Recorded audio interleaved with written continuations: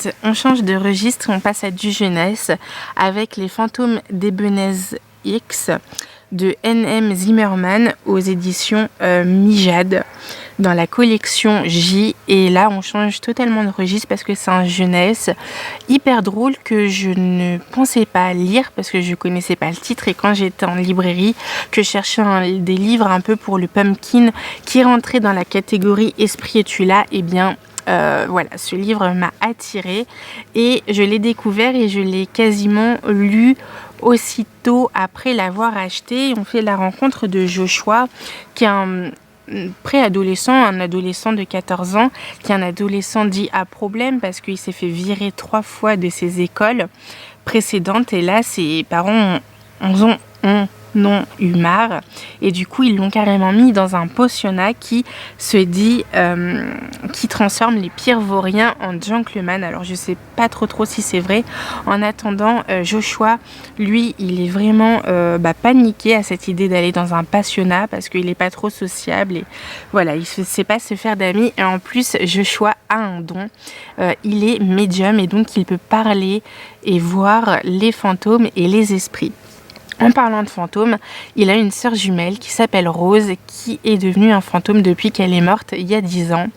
Et c'est ça aussi qui le met un peu dans l'embarras parce que du coup, il parle tout le temps tout seul vu que personne d'autre ne voit sa sœur à part lui. Voilà. Pour rentrer dans le ton, il va rentrer donc dans le pensionnat et là, il va commencer un peu à enquêter malgré lui parce qu'il peut voir la mort et la mort va lui annoncer la mort prochaine d'une personne de l'établissement. Et donc, va s'en suivre toute une enquête et en même temps, un peu, on fait le point aussi. C'est un livre qui se lit très bien, très vite, qui est très drôle. Les personnages sont très attachants et j'aime beaucoup parce que c'est aussi une autre façon de parler de la mort et du deuil. Et ça, c'est vraiment très bien parce qu'on a peu de livres finalement qui parlent de ça. J'espère que vous me voyez bien parce que je suis un peu en contre-jour quand même. Mais bon, bref. Moi j'ai beaucoup aimé, j'ai hâte de lire le second tome et le tome 3 qui sort bientôt. Voilà. Si vous voulez lire des livres sur le fantôme, moi j'en ai pas beaucoup, j'en ai pas des masses, mais si vous voulez lire donc des livres qui parlent de fantômes et de mort, eh bien n'hésitez surtout pas, il est accessible à tout le monde celui-là pour le coup, et c'est vraiment très attachant et j'ai hâte de lire le suivant. Voilà. Ensuite, dans un autre registre, on est dans un jeunesse aussi, un très bon jeunesse, un best-seller, même ça fait hyper longtemps que j'en avais pas lu. Et d'ailleurs, je suis étonnée que Circé ne soit pas un best-seller aussi, parce que clairement, pour moi, il a tous les critères pour qu'il le soit, mais bon, bref. Là, j'ai lu Aristote et Dante découvrent les secrets de l'univers de Benjamin Alire Sáenz aux éditions Pocket Jeunesse Poche. Et c'est un livre qui m'a fait peur parce que je lis depuis un petit moment déjà et au moment où j'ai commencé mon blog en fait et que je commençais à m'intéresser à Booktube et tout, eh bien je l'ai vu partout, mais alors partout et je crois que c'est Margot Liseuse qui m'a donné envie de le découvrir et donc je l'ai acheté il y a un an et demi. Et depuis, il est dans ma palle et il m'attend. Et là, c'était le bon moment pour le lire. Je l'ai dévoré, j'ai pleuré, mais je l'ai lu en une après-midi. Voilà, j'ai beaucoup pleuré avec ce livre. Je sais pas pourquoi j'ai pleuré avec ce livre, clairement.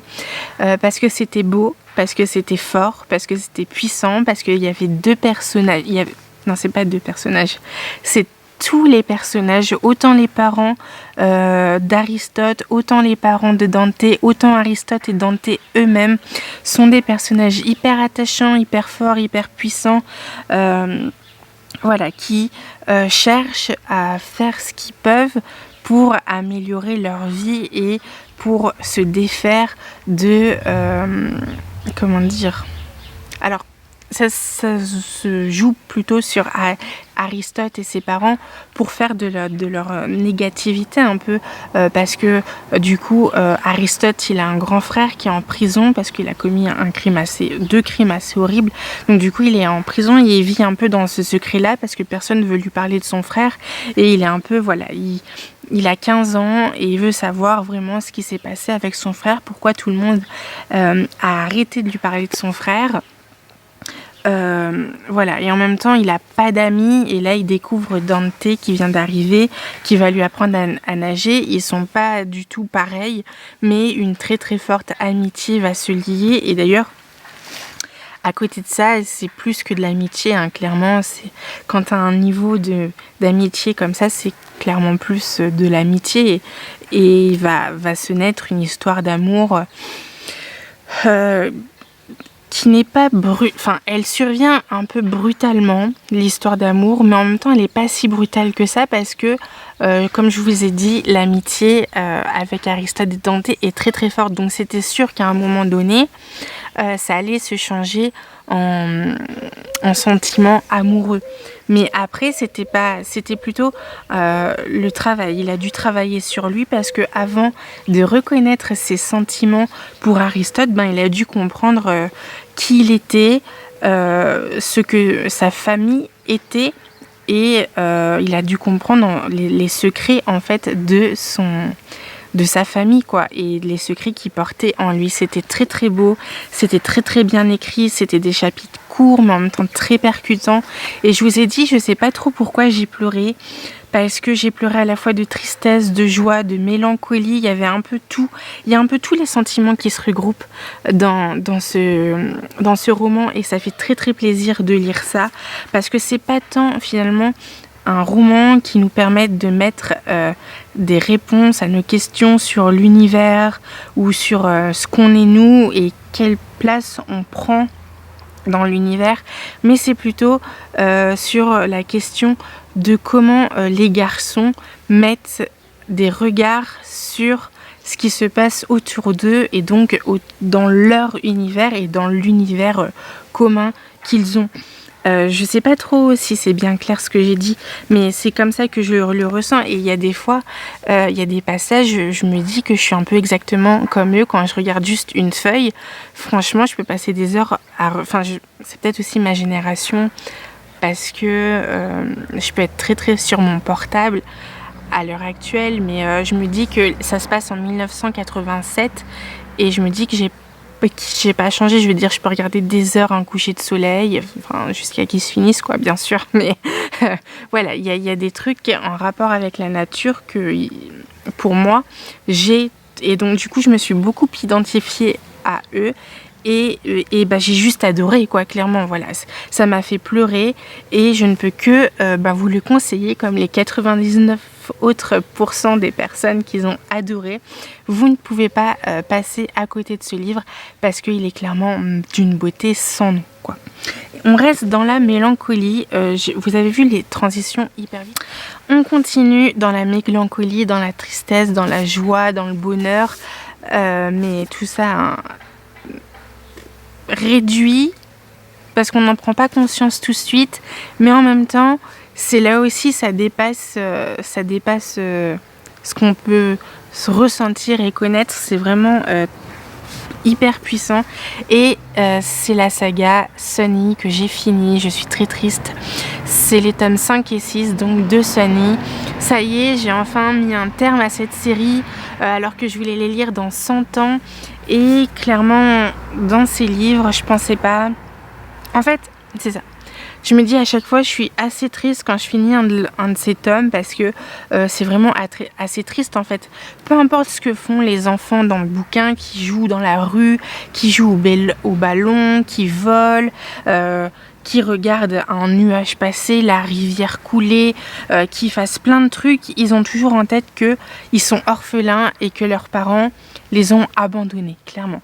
Ils sont tout le temps là, ils se disent « Mes parents m'ont abandonné, certes, mais à un moment donné, ils vont venir me chercher. » Sauf qu'est-ce qui se passe quand leurs parents, en fait, s'en foutent royalement d'eux, et ben il se passe que voilà, ils sont tristes, ils sont mélancoliques et ils sont obligés de reconnaître que finalement ils vont passer soit toute leur vie dans le foyer jusqu'à qu'ils deviennent adultes, soit ils vont devoir accepter de partir avec des parents, enfin des proches qu'ils connaissent pas forcément mais qui vont apprendre à connaître. Et donc du coup, ce qui fait que dans ce livre, on ne pense pas qu'il y a des happy end en fait. On ne pense pas que vraiment ils ont accès à ce bonheur de connaître une famille, de connaître les joies d'être en famille en fait et d'être comme tous leurs parents avec un papa et une maman et qui seront tout le temps orphelins. Sauf que dans cette saga, le happy end il est beaucoup plus global, beaucoup plus général et il nous apprend à aimer chaque moment qu'on passe dans notre vie, que ce soit en maison de foyer, avec nos amis, avec l'eau qui coule, avec notre chien, avec notre chat. C'est vraiment d'apprendre que même si on vit des mauvais moments, il y a toujours un moment donné qui sera beaucoup mieux que les autres et que du coup ça sera des petits bonheurs ajoutés à des petits bonheurs et ce grand malheur peuplé de petits bonheurs va à un moment donné des meilleurs moments dans notre vie. C'est obligé, hein, c'est moins bref, vous connaissez le moins par moins égale plus, là je sais plus très bien, je suis nulle en maths, bref. Et dans ce livre, c'est tout ça, d'autant plus qu'ils ont leur voiture Sony qui sont là pour éparpiller, enfin pour les aider à grandir, à rêver, à imaginer ce qu'ils viendront quand ils seront grands finalement. Et ça, c'était vraiment très beau, très puissant. J'ai adoré cette saga, hein, que ce soit du tome 1 ou tome 6, j'ai vraiment aimé. Les enfants vont beaucoup me manquer parce que mine de rien, il y avait quand même beaucoup de vie dans cette saga. Donc je ne peux que vous la conseiller. Les dessins sont magnifiques. Voilà, les dessins sont hyper beaux et tout ce qui est raconté au final dans cette saga, eh bien je ne peux que vous les conseiller. Vraiment, vous allez passer un super moment. Et puis il y a que 6 tomes, je veux dire, voilà, moi j'ai lu 2 par 2, mais vous pouvez vraiment prendre le temps. C'est une saga qui vraiment prenez le temps pour la lire parce que vous allez parce que sinon je pense que vous allez rater quelque chose, quoi. C'est un classique des mangas, c'est sûr. C'est pas à lire, c'est sûr, mais je pense que vous allez rater quelque chose quand même. Parce que clairement, c'est des petits enfants. C'est des enfants à connaître et à apprécier à leur juste valeur. Voilà, c'est tout. On passe ensuite avec un manga que clairement, je n'aurais jamais pensé lire, ni même acheter, ni même aimer. Clairement, c'était un coup de cœur. Regardez-moi cette couverture, en fait, elle est juste magnifique. Cette jaquette, d'ailleurs, elle est terrible. Il est sorti cet été et je voulais le lire à cause du titre et à cause de la couverture, clairement. Je connaissais pas du tout l'auteur. Il s'appelle, donc c'est The Wise Bits of the Wizarding Wisdom de Nagab. Et c'est aux éditions Komiku, pardon. Bref, et c'est un livre que je ne pensais pas lire parce que déjà c'est un recueil de nouvelles, hein. Donc on suit 8 personnes, 8 couples d'amis qui vont avoir des sentiments amoureux et ce sont des animaux qui ont qui peuvent penser, qui peuvent écrire, qui peuvent parler, bref, c'est des animaux humains, quoi. Voilà, ils ont la parole et ils sont dans ce trip là, c'est des anthropomorphes et c'est pareil, je l'ai lu dans le cadre du Pumpkin Autumn Challenge et clairement j'ai adoré l'histoire, les dessins. Alors ce que j'aime bien, c'est que c'est pas 8 nouvelles qui prennent un univers différent. Non, on est tous dans le même univers différent et on est donc dans l'école de magie Wisdoms, qui est une école qui est au fin fond d'une forêt et qui donc a pour élèves des animaux qui apprennent la magie, tout simplement. Et on va suivre donc 8 couples qui sont à la fois amis et qui qui sont amis, qui se connaissent et qui vont apprendre à découvrir plutôt les sentiments amoureux. C'est un boys love. Voilà, je voulais juste revenir sur ça, oui, parce que c'est un boys love en fait. Et clairement, tous les personnages que vous voyez ici sont des hommes. Hein. Il n'y a pas de femmes. Donc c'est tous des hommes. Et voilà, j'ai adoré. Ce que j'ai aimé aussi, c'est déjà les dessins. Hein. Voilà, les dessins sont très beaux. Et ce que j'ai aimé aussi, c'est qu'en fin de nouvelle, il y a des petits... voilà. Il y a des petits trucs comme ça, voilà, qui nous rappellent ce que c'est le chat, le chien, le lièvre. Et ce que j'aime bien aussi, c'est que clairement, il prend des animaux qui sont à la fois similaires, mais en même temps très très différents. Et voilà, il nous raconte l'histoire de Alan et d'Ankton, qui sont à la fois très différents, mais en même temps ultra complémentaires. C'est un petit bijou, j'ai juste adoré. Je ne peux que vous le conseiller. Clairement, vous allez adorer et en plus, ça se lit très très vite. Voilà, c'est tout ce que je pouvais vous dire dessus. Ensuite, j'ai lu Les poteaux d'abord de Rachel Korenblit aux éditions Nathan dans leur nouvelle collection Cours toujours. C'est un livre que je n'avais pas reçu quand j'avais eu le petit cadeau que je vous avais montré sur Insta. Et du coup, je l'ai demandé en service presse et aussitôt lu, aussitôt reçu, aussitôt lu. Là, c'est pareil, il fait 60 pages, c'est fort en émotion, c'est puissant. On fait la rencontre de Nathan et Imed et c'est des meilleurs amis depuis qu'ils sont hauts comme 3 pommes, clairement. Et donc, quand ils sont arrivés à 16 ans, Nathan, il a dit moi, j'en ai ras-le-bol de partir en vacances avec mes parents. Donc, l'année prochaine, on va partir en vacances tous les deux, ce qu'ils font. Sauf que ça se passe pas du tout comme prévu et leur amitié va prendre un autre tournant. Va-t-elle se renforcer? Va-t-elle s'arrêter?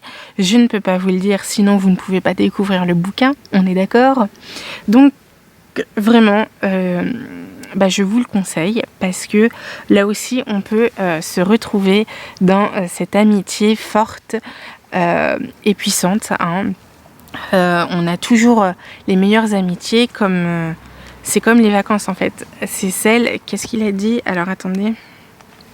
Il a dit les plus belles vacances de notre vie, c'est celles dont on se souviendra toujours. Et les amitiés, c'est celles aussi où on a des engueulades fortes, mais où on passe outre. Hein, on est d'accord. Et là, voilà, je peux pas dire qu'il y aura... Oui, il y aura une engueulade, mais c'est tout ce que vous saurez. Parce que sinon, ça va être la catastrophe. Et après... vous allez plus lire le bouquin, ce qui est dommage parce que c'est vraiment à découvrir. La plume est à découvrir. C'était assez marrant, j'ai beaucoup rigolé. J'ai passé un très très bon moment, assez court parce que je l'ai lu assez vite, l'air de rien.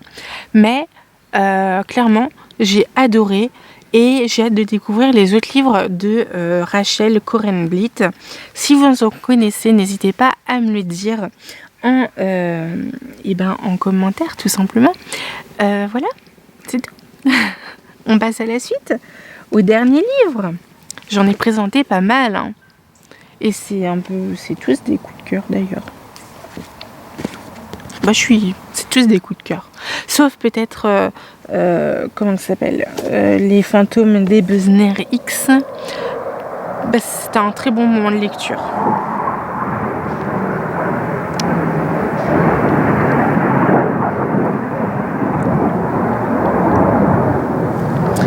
Ensuite, je vous présente la lecture du club. Moi smartphone, ce héros l'intégrale de Thomas Palplan. Donc c'était la lecture du club de septembre et c'était un feel good écrit donc par Thomas Palplan. Je rappelle rien du tout parce que cette vidéo sortira après le live, mais je rappelle que vous pouvez le voir en replay. Donc merci à tous pour d'avoir participé déjà et merci à tous ceux qui regarderont en replay. Donc c'est un livre feel good qui nous met dans l'impôt d'un téléphone portable et qui va nous raconter donc ses aventures avec ses différents propriétaires, et Dieu sait qu'il en a eu des différents propriétaires. Tout commence avec Vanessa avec Virginie, qui l'a acheté car elle voulait un nouveau téléphone et elle en avait marre de son ancien et là tout, voilà. Et ils vont passer de très bons moments ensemble, sauf que un jour il se fait voler et depuis rien ne va plus. Voilà, c'est tout ce que je vous dirai là-dessus. J'ai beaucoup rigolé, j'ai apprécié me mettre à la place d'un téléphone portable parce que c'est vrai que, comme je vous le disais tout à l'heure, je suis assez fan de mon téléphone, assez amoureuse d'ailleurs même de mon téléphone et je pense que tout le monde est un peu comme moi maintenant. Le téléphone, c'est un peu toute notre vie et on essaye tant bien que mal d'en prendre soin. Et là, on va voir que il va subir beaucoup d'événements traumatisants. Mais la fin est terriblement belle et j'ai adoré cette fin. C'est pour ça qu'il faut que vous lisiez, hein, d'accord. J'ai adoré La Plume de Thomas aussi, que j'ai hâte de lire. Et d'ailleurs, ce que j'ai bien aimé, c'est qu'à un moment donné, Thomas fait référence à son premier livre qui s'appelle Historique. Je le prononce bien, t'as vu Thomas, si tu passes par là. Et je suis assez fière, non, parce que la dernière fois je l'ai mal prononcé. Enfin voilà, donc il fait référence à son premier livre et du coup, ce que j'aime bien, c'est qu'apparemment dans tous ses autres livres, eh bien, Thomas fait référence à son premier livre. Donc ça, j'ai trouvé ça cool et du coup, ça m'a donné encore plus envie de lire son premier livre que j'ai également dans ma pile à lire. Ah merde, je l'ai... Voilà. Donc, voilà, c'est tout ce que j'avais à vous dire dessus parce que clairement, si je vous en dis plus, je vais vous spoiler et ce n'est pas le but. Le but, c'est que vous le découvriez. Donc, n'hésitez pas à aller faire un petit tour sur Amazon ou passer directement sur le site de l'auteur pour vous le commander parce que vous allez passer un excellent moment. Voilà. Cette vidéo touche à sa fin, je vous remercie de l'avoir regardée. J'espère qu'elle vous aura plu. C'était un peu mon bilan de l'été, mes dernières lectures vraiment de l'été. Donc j'étais vraiment très contente de partager ça avec vous. J'espère que ça vous aura plu. Je rappelle que je suis disponible partout sur mon blog, sur les réseaux, que tous les dimanches à 18h sur Instagram, je fais des lives où je parle de livres et d'autres choses. Et je fais aussi donc sur YouTube un live par mois ou 2 si le 27 tombe un dimanche pour mettre en avant les auteurs indépendants. Il n'y a plus de batterie, donc c'est magnifique. Je vous laisse et je vous dis à bientôt. Bisous.